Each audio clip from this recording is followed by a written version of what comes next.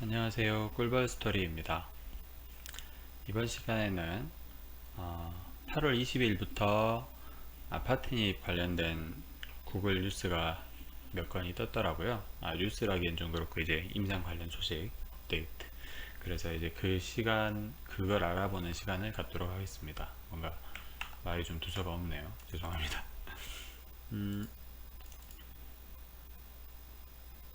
일단은 뉴스가 이렇게 세 가지가 떴어요. 총 세 가지가 떴고, 이거는 구글에서 얼마든지 찾아보실 수 있습니다. 여기에서 아파트 인입 이렇게 검색을 하면, 검색을 하고 도구에서 뭐 지난 일주 뭐 이 정도로 하면 이렇게 검색이 쭉쭉쭉 됩니다. 이제 저는 1일 전, 13시간 전, 그리고 2일 전 이 세 가지 뉴스에 좀 주목을 했습니다. 뭐 여기에도 또 새로운 게 있네요. 수시로 확인하고 있긴 한데 다른 분들보단 많이 늦을 겁니다, 제가. 그래서 보면은 일단은 이 항서 제약에 대해서 좀 다시 한번 살펴봐야 될 것 같아요. 예전에 제가 업데이트했던 자료에는 뭐 이 정도로만 설명을 했었고, 이건 방금 제가 다시 추가를 좀 했습니다. 좀 키워드릴게요. 이렇게 캄렐리 주마비 뭐냐, 2020년 1월 13일 날 JP모건 헬스케어 컨퍼런스에서 항서제약 관계자가 했던 그 얘기를 이렇게 요약을 한 거고요. 캄렐리주맙은 PD-1 억제라는 면역항암제고 19년 6월, 작년 6월이죠. 시판 허가를 취득했다고 합니다. 역사가 짧은 약이죠. 근데 올해 2020년 27억 위안의 매출을 예상하고 있고 2024년에는 매출액이 약 90억 위안을 달성할 거라고 예상을 하고 있다고 합니다. 27억 위안은 4,500억이고 우리나라 돈으로 90억 위안은 1조 5천억 정도 된다고 합니다. 이게 터무니없다고는 생각이 안 되는 이유가 뭐냐면, 일단 이 시판이라는 말이 중국에서 얘기를 하는 걸 거예요. 그래서 중국에서만 약 4,500억 정도의 매출을 예상한다고 하니까 중국은 사회주의 국가이고, 그리고 정부에서 이렇게 막 밀어주죠. 지금 항서제약을 정부에서 상당히 많이 밀어주고 있죠. 그래서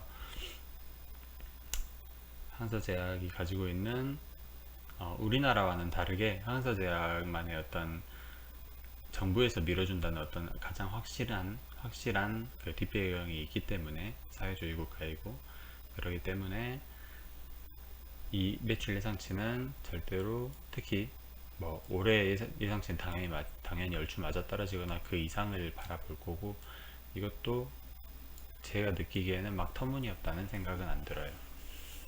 면역항암제는 여러 암종에 대해서 동시다발적으로 임상 진행이 가능하고 가파른 매출 상승을 기대한다.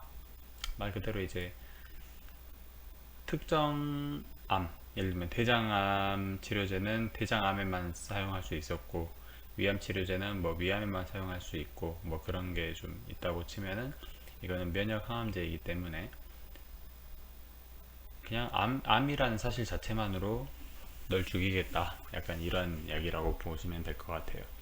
그러니까 임상 진행을 대신에 이제 얘가 통과했다고 해서 식도암, 위암, 뭐 폐암 여기에 다 쓸 수 있는 게 아니고, 임상 진행을 다 개별적으로 해야겠죠. 그리고 나라 그 시판 예상하고 있는 나라에 대해서도 개별적으로 진행을 해야 될 거고. 그래서 캄렐리주맙도 현재 4개의 적응증을 대상으로 신약 허가서를 제출했다고 합니다.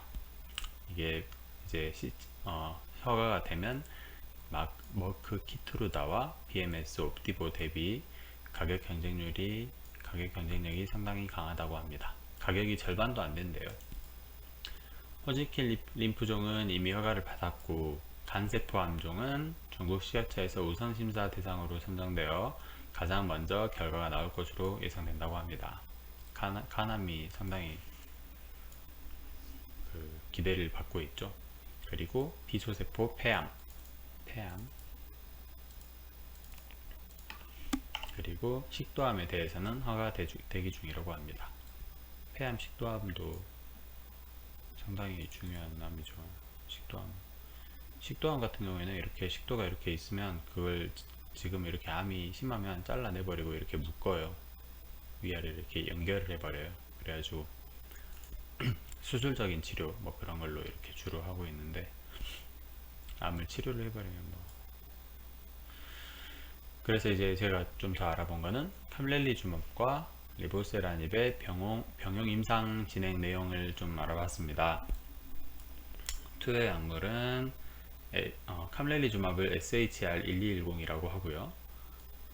다 1210 아파티닙, 1210 아파티닙이고, 얘는 이제 여기에 화학요법까지 들어간 거고, 1210 여기에다가 카페시타빈이랑 옥살리플래틴 또는 아파티닙 뭐 이런 식으로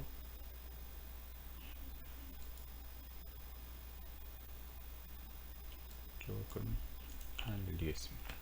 그리고 얘도 마찬가지고 아파티닙을 넣었다 뺐다 하는 임상, 그리고 아파티닙이랑 캄렐리주맙 기본으로 들어가고 여기에 또 화학요법, 나머지 3개 다 아파티닙. 보시면은 적응증이 중요하겠죠. 아무래도 거의 모든 암이 다 들어있다고 보시면 돼요. 첫 번째로 간암이랑 위암, 폐암, 애시는 런캔서, 그리고 간암, 담도암, 그리고 골육종, 유방암, 확장기 초세포 폐암, 간암, 위암, 고형종양, 그리고 식도암, 연조직 육종암, 간암, 수술 후 간암, 그리고 림포마, 림프종이죠. 이런 정도의 임상을 진행하고 있다고 합니다. 그래서 이거 빨갛게 해놓은 이유는 엊그제 나온 뉴스가 이거에 연관이 돼 있어요. 이게 좀 중요한 것 같아요. 일단 8월 20일 날, 이거 오늘 새벽에 나온 뉴스죠. 간암에 대해서 캄렐리, 아파티닙, 방사선 치료에 대한 얘기인데, 퍼스트 포스티드다. 이제 첫 번째 이렇게 공지를 하는 거고, 나대 리크루팅이다. 환자 모집은 아직 진행 중이지 않다. 뭐 그런 내용인 것 같습니다. 그리고 그 전에 나온 뉴스가 흑색종에 대해서 아파티닙의 효과성과 안전성 검토, 쇼드 안티튜머 액티비티,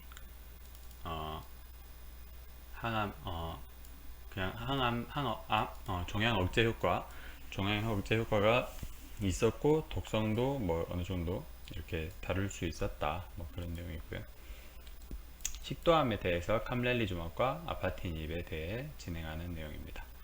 Successfully treated, 매우 아주 성공적으로 효과가 있었다. 뭐 그 정도로 받아들이면 될 것 같아요.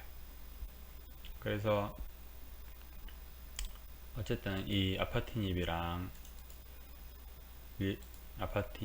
캄렐리주맙 이 두 가지에 대한 뭔가 이렇게 소식이 들릴 때마다 HLB에도 어느 정도 긍정적인 영향은 있을 거라고 생각이 됩니다. 그리고 연달아 이렇게 자잘한 거라도 이렇게 계속 공지가 되고 있다는 것도 어떤 정보의 투명성 면에서 상당히 중요할 것 같고요. 그러면 이제 다음 주 주가가 좀 궁금하겠죠. 근데 그거에 대해서는 이따가 제가 저녁에 한번 다루도록 하겠습니다. 일단은 HLB에 관련된 항서제약 캄렐리주맙과 아파티닙 병용임상 시험에 대한 내용, 업데이트 내용이었습니다. 여기까지 봐주셔서 감사합니다.